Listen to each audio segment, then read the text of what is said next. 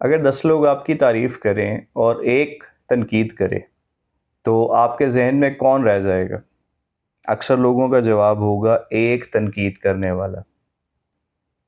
ایک امپلائی کو اس کے باس نے بلایا اور کہا کہ تم بہت محنتی انسان ہو، وقت کی پابندی کرتے ہو، کسٹمرز کو بہت اچھے طریقے سے ہینڈل کرتے ہو، لیکن تمہاری رپورٹ میں کئی غلطیاں ہوتی ہیں۔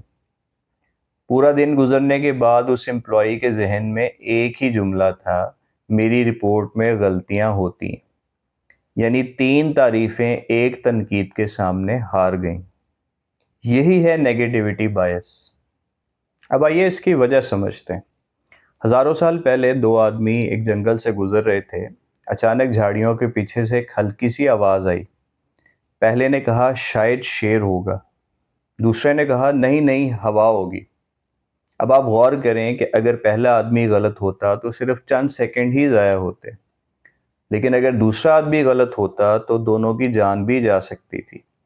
اسی لیے وقت کے ساتھ ساتھ ہمارا دماغ منفی چیزوں اور خطرات کو زیادہ اہمیت دینی شروع کر دیتا ہے۔ ریلیشن شپ مینجمنٹ کے ماہر جان گاٹمین نے ایک تھیوری دی کہ کامیاب تعلقات میں ایک برے انٹریکشن کو بیلنس کرنے کے لیے 5 اچھے یا پازیٹیو انٹریکشنز کی ضرورت ہوتی ہے۔ یعنی ایک بری بات کا اثر کئی اچھی باتوں کے برابر ہو سکتا ہے، اور اسی کو نیگیٹیوٹی بائس کہتے ہیں۔ لیکن آپ نے ایک چیز ذہن میں رکھنی ہے، صرف اس لیے کہ ایک بات چبھ رہی ہے اس کا مطلب یہ نہیں ہے کہ وہ اہم بھی ہے۔